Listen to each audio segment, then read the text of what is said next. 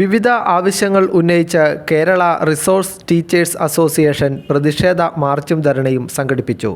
സമഗ്ര ശിക്ഷാ കേരളയ്ക്കുള്ള അർഹമായ കേന്ദ്രവിഹിതം അടിയന്തരമായി നൽകുക, കേരളത്തോടുള്ള കേന്ദ്ര അവഗണന അവസാനിപ്പിക്കുക, ശമ്പളം സമയബന്ധിതമായി നൽകുക, വിദ്യാർത്ഥികൾക്കുള്ള സഹായ ഉപകരണ വിതരണത്തിൻ്റെ കാലതാമസം അവസാനിപ്പിക്കുക, പരിശീലനത്തിനുള്ള TA ശമ്പളത്തിന് ആനുപാതികമായി നൽകുക തുടങ്ങിയ ആവശ്യങ്ങൾ ഉന്നയിച്ചാണ് പ്രതിഷേധ മാർച്ചും ധരണയും സംഘടിപ്പിച്ചത്.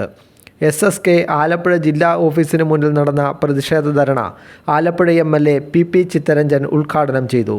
അസോസിയേഷൻ ജില്ലാ പ്രസിഡന്റ് K അമ്പിളി അധ്യക്ഷയായ സമ്മേളനത്തിൽ ജില്ലാ secretary AK Beena, Jaisamma Antony, Shaima, Jyothikumar, Binsy Elizabeth, PD Joshy തുടങ്ങിയവർ സംസാരിച്ചു.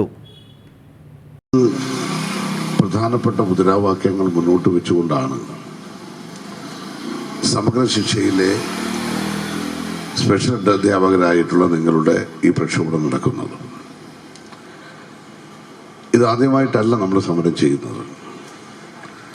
നിരവധി തവണ നിങ്ങളെ ബാധിക്കുന്ന വിഷയങ്ങൾ ഉയർത്തിക്കൊണ്ട് പല സമരങ്ങൾക്കും വേദിയായിട്ടുണ്ട് ഈ ഓഫീസിന് അങ്കണമടക്കം എന്നത് ഞാനിവിടെ ഓർക്കുകയാണ്. ഇന്നിപ്പോൾ നമ്മളൊരു വലിയ പ്രതിസന്ധിയിലൂടെ മുന്നോട്ട് പോവുകയാണ്. പ്രതിസന്ധി വേറൊന്നുമല്ല,